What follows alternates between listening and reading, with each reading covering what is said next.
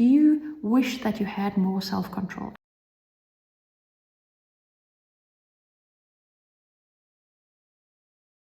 I don't think I know a single person who does not desire having a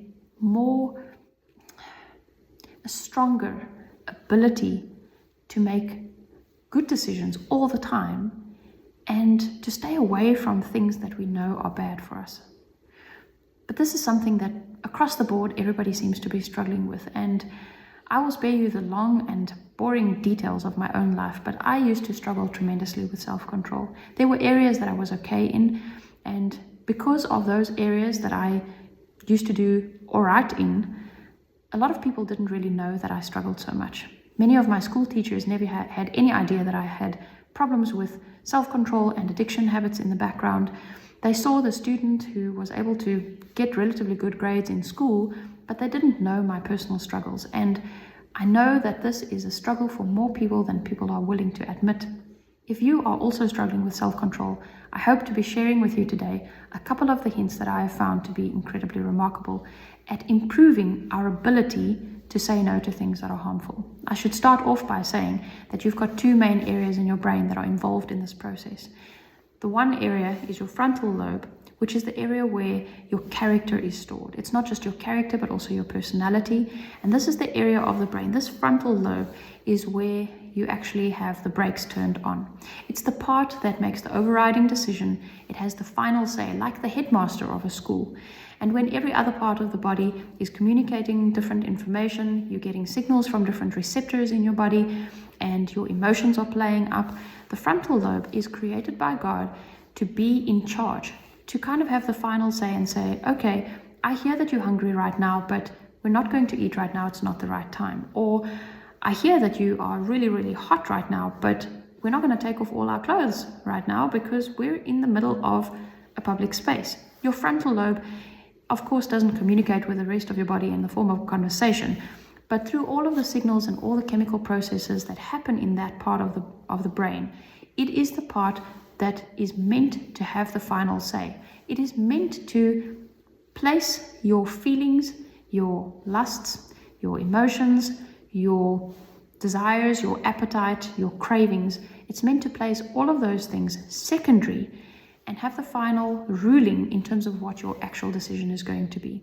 It is also the part of your brain. This frontal lobe is the part of your brain that is able to communicate with God. It is the part that the Holy Spirit is able to impress upon what the Lord wants to teach you, and where He also gives you those warnings that says you're heading in a very dangerous direction. We know that this part of the brain is a part that is necessary for communication with God, because when people have injuries to the frontal lobe, they'll either report struggling to pray, or they will oftentimes actually portray in the way that they're speaking a complete change in how they were able to implement practically their obedience to God's instructions and His laws and His commandments. For instance, when people had all of their lives cultivated a habit of not swearing, sometimes when they've had a brain injury, like with a stroke or an involvement in an accident, they will suddenly start swearing without any brakes. It's because the brakes have been damaged. It's because the frontal lobe has been damaged to the extent that the part of their brain that thinks I'm angry with somebody just has full control, and there's no brakes in terms of how they then show that emotion. Various other tests and studies have proven that the frontal lobe is the key part of the brain that is able to exercise self-control. It is where we have inhibitions.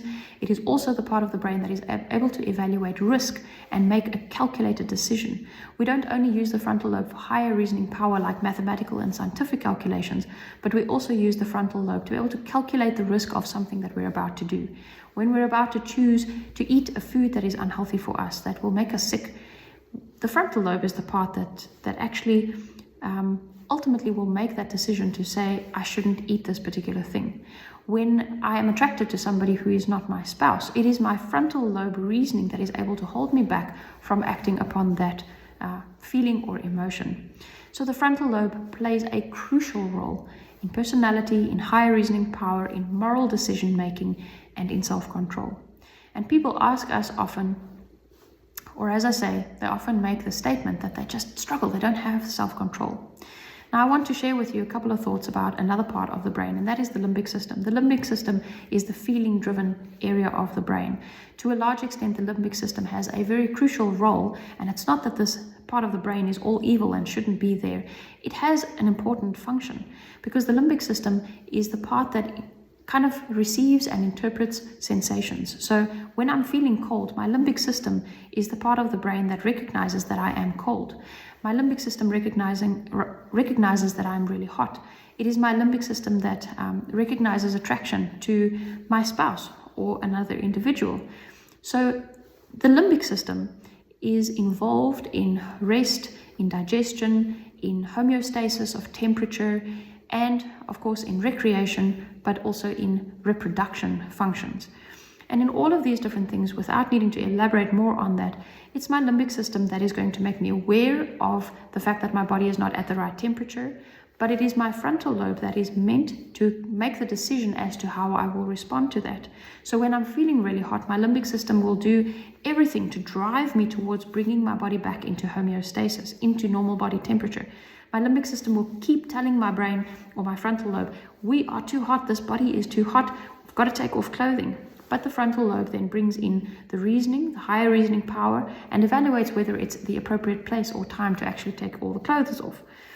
In the same way, the limbic system will be the driver for appetite. The limbic system recognizes not only a sense of hunger and gives me that feeling that I need to eat right now, but it is also within the limbic system that habits are formed in terms of what kinds of food we are going to repeatedly want to eat. And because it is so feeling driven, everything that tastes really good is going to give a positive feeling to the limbic system. And it will reiterate that, almost like when you're teaching a dog by giving him treats. That habit gets reinforced because it's positively associated with the nice taste of the treats. So every time we taste something that tastes really good, that will reinforce the pathways in the limbic system, and it'll make us more likely to eat that same thing again in the future.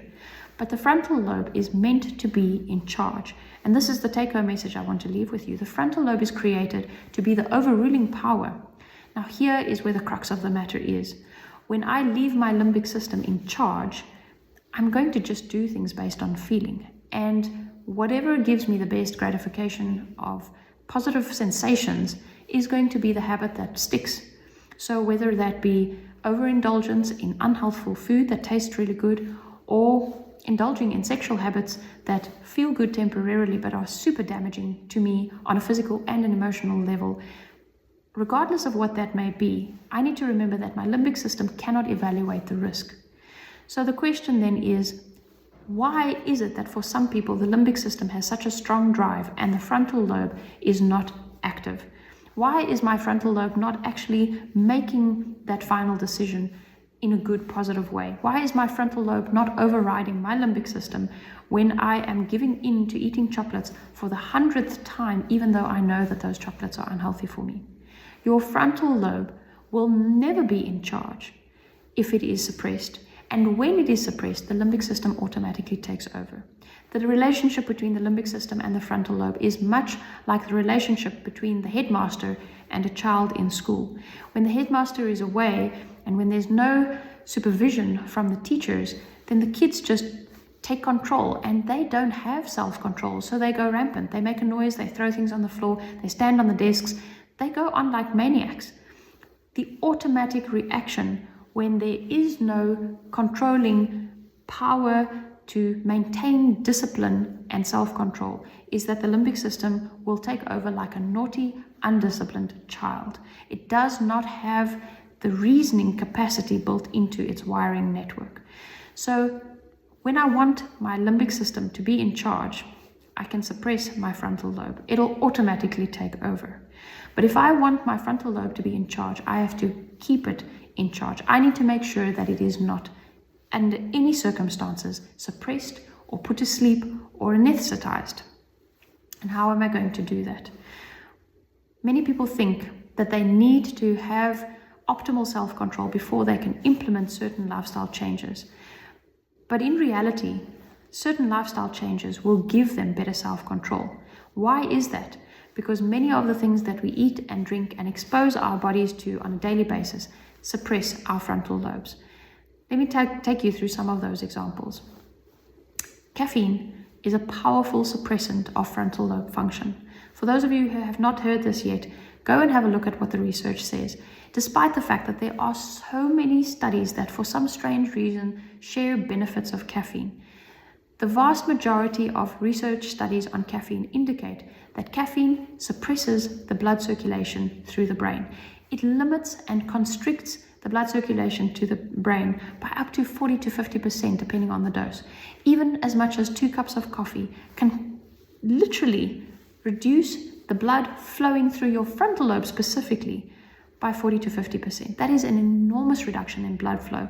And if you don't know this yet, you should watch some of our other videos where we explain this, but the life is in the blood. Blood circulation is what makes cells function properly. So if I'm cutting off the blood supply to my brain for a number of hours, because the effect, according to many of those studies, show that that effect can last for many, many hours, even after just 1 or 2 cups of coffee. If I'm reducing the blood circulation to my frontal lobe for hours at a time, and maybe I'm having coffee multiple times throughout the day, it means that there's a possibility, depending on how much caffeine I'm drinking, that I am actually reducing my frontal lobe capacity by more than 50% for the majority of my waking hours. That is a huge amount of frontal lobe suppression. So cutting out coffee is one of the most powerful ways in which you can improve your frontal lobe functioning and make sure that you are keeping it in charge. Sugar is another major toxin in the body that, as much as the brain requires sugar, when my sugar levels go too high and I get all the other complications of continuously having these blood sugar spikes, that will also suppress my frontal lobe function. One that people often forget about is music. Music has an incredible ability to suppress the frontal lobe functioning, and I'm not going to delve into the technicalities of that today because it is better explained by somebody else. If you have not yet done so, make sure that you go and watch the 10-part series called Distraction Dilemma. It is presented by a gentleman named Christian Bedal, and he explains in detail the scientific, practical, physiological effects of music on our minds. Certain rhythms, certain milieus actually have the capacity to shut down my frontal lobe function within as short as 10 to 30 seconds. That is so quick. That is faster than most medications. Music can suppress the frontal lobe to the extent that the limbic system takes over completely. So caffeine, sugar, and music are 3 of the things that we have mentioned so far that suppress the frontal lobe. And when that frontal lobe is suppressed or asleep, as we can think about it, the limbic system has free reins. Another thing that drastically suppresses the frontal lobe function is overstimulation. And here I'm going to share with you some sensitive content. If you don't know this already, every single part of the nervous system in the human body has the risk of being overstimulated to the extent of it burning out.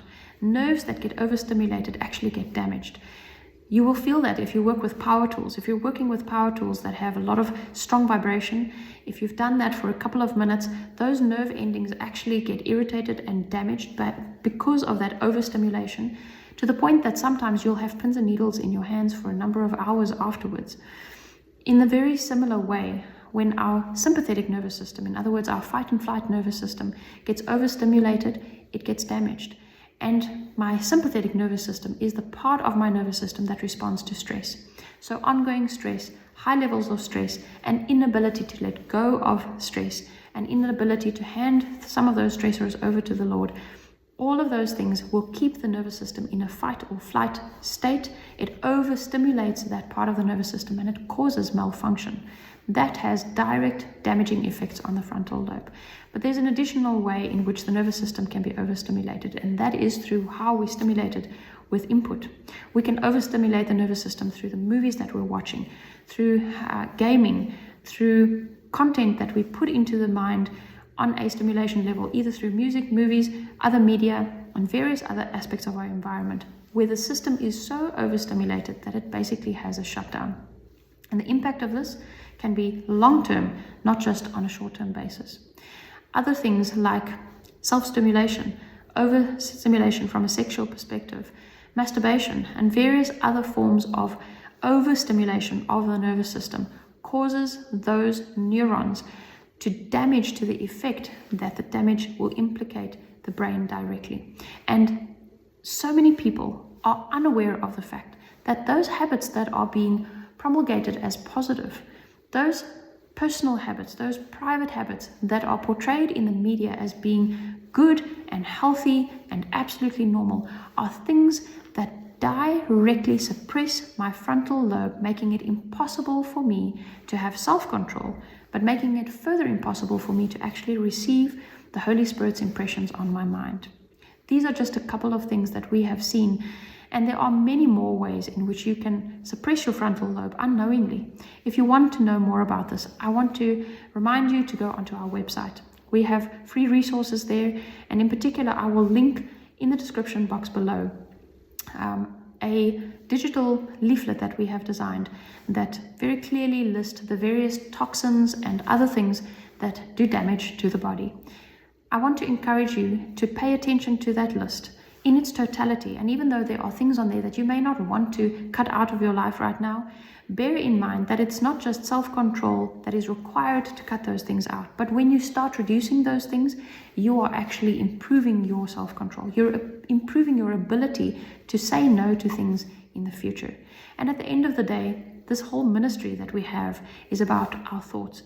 Rethink basically was born from that understanding that my thoughts are what ultimately will guide my decisions. And if I can do physical things that help my brain function better, I'm placing myself in that much better of a position to have clear thoughts, have a clear mind, and to have a connection with God as my Savior.